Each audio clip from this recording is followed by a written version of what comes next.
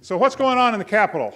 Well, a lot, as a matter of fact, is happening in California politics today. In fact, I would say that this is one of the more active times of fundamental change in the political landscape of California. And I think Mr. Zarenberg, or maybe you referred to this a little earlier, there are things happening, and they're happening for reasons that are not necessarily directly connected to one another, but kind of come together in kind of a quickening or a gelling thing that's happening right now. But there's definitely, for one thing, a generational change going on right now.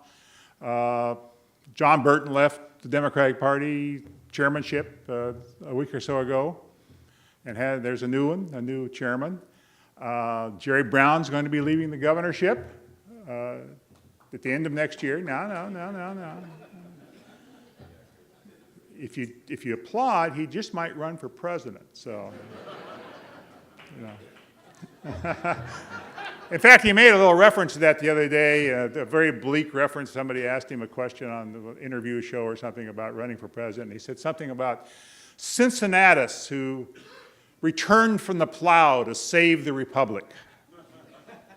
And maybe they used to refer to George Washington as the American Cincinnatus, but maybe Jerry sees himself in the same way, that he'll abandon his retirement home up there in the wilds of Northern California and return to save the republic from some menace, I guess, some menace. So there's a generational change. Younger people are moving into leadership positions in the Democratic Party, and frankly, that's the only party that counts in California these days. And maybe that won't be true in the future, but it's certainly true now. So you have younger, more ambitious in certain ways, particularly, I think, not so much politically ambitious, although that too, but very, very ambitious to make their mark in terms of policy in California. At the same time, something else is happening, and that is that the reaction in California, or what they call the resistance to Donald Trump in California, is driving the Democratic Party to the left. If you attended the convention a week and a half ago here, right next door in the convention center, the Democratic convention, you would have seen that. It was palpable. You could feel it in the room, that there is. Now, why didn't the left wing's candidate win the party chairmanship? Well, she's kind of, maybe the ballot box was stuffed or something. Anyway, that's still going on. But they were there, and they were in big numbers, and they are probably now the driving force in the Democratic Party. Some people call them Bernie-crats. They're being pushed by some of the more liberal unions, such as the California Nurses Association, on issues like single-payer health insurance, like global warming, all sorts of things. Just a few minutes ago, the state Senate passed a bill that, by Kevin De Leon, one of those new Democratic leaders pushing the party and policy somewhat to the left, passed a bill requiring California to be 100% renewable in its energy. You know, it's no more gas fire, no more coal fire, no more anything other than 100% renewable at some point in the future. Now, whether the bill will become law, whether Jerry Brown would sign it, whether it would, who knows? The law will be gone by the time that date arrives, so who knows whether it happens. But it indicates this kind of push. Another indication is something I wrote about in this morning's column, which is that the unions of California are always there. I mean, we know what's going on. Either the Democratic Party is a wholly owned subsidiary of the unions, or the unions are a wholly owned subsidiary of the Democratic Party in California. But they are joined at the hip.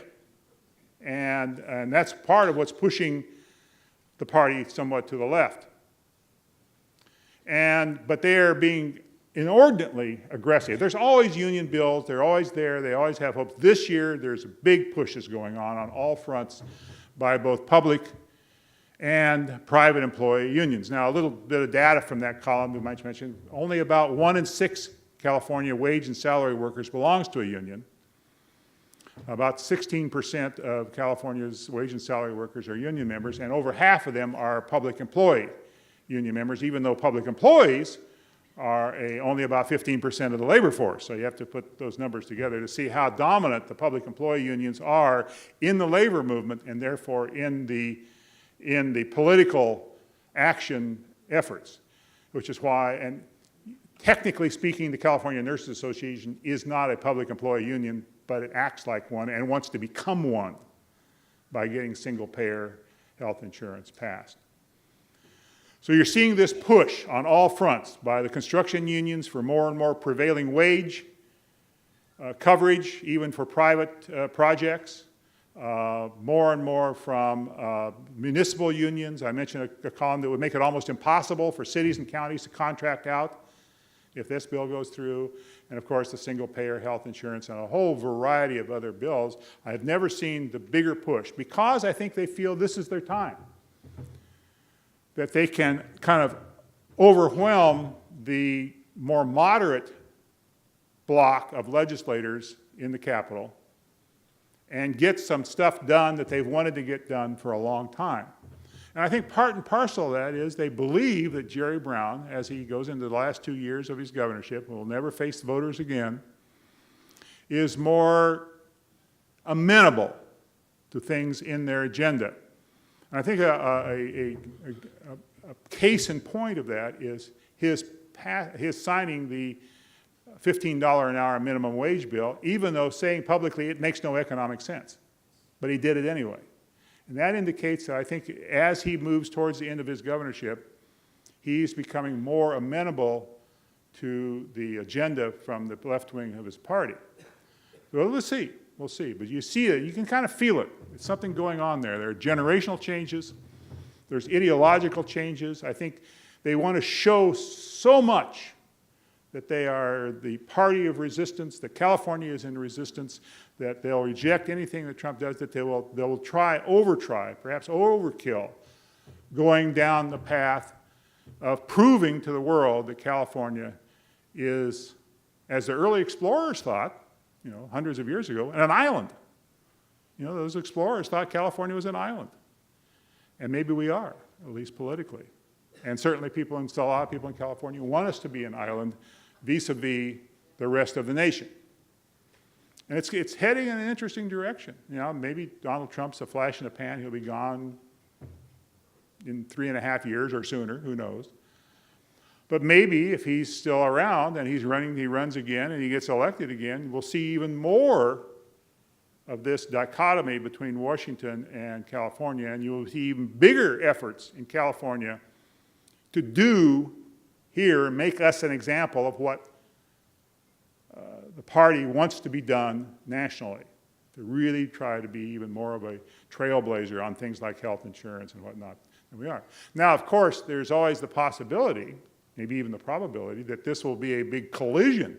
There won't be California setting itself apart so much as a gigantic collision with the federal government, because the state is very dependent on the federal government for money.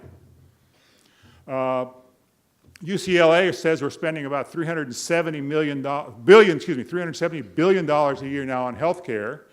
The tab for the proposed single-payer thing in the legislature is about $400 billion, because they would expand beyond what's now being paid. But the federal government is paying half of that $370 billion now. We almost have single-payer insurance in California, as a matter of fact. Between Medicaid and Medicare, for us old folks, and federal retirees and military retirees, like my wife, they're paying about half of California's medical bill right now. So all the hopes for single payer assume that the feds will keep paying all that money into California, but maybe they won't. Clearly, if Obamacare is changed, that will probably be a big financial hit on California. About $17 billion just for the expansion of Medicaid, or what we call Medi-Cal, under Obamacare. That's money that would disappear, and several million people would presumably lose their health care, and that would give even greater impetus to try to do a single-payer system in California, and, of course, tap taxpayers in some way to pay for it. Even if the feds are putting up $200 billion, and even if employers are paying $100 billion of that bill right now, that would still leave maybe $100 billion that would have to be covered some way. The analysis of the single-payer bill says, well, like a 15% payroll tax would pay for it. Problem solved, right? Today, the sponsors of the thing came out with a new study saying, well, you don't have to do it that way. You could put on a little sales tax here, you could put on that, and we'll cut the spending down to about $330 billion because we're going to save all this money from having a single-payer system. The Brooklyn Bridge is not yet for sale, but it may be very soon. So all this is going on.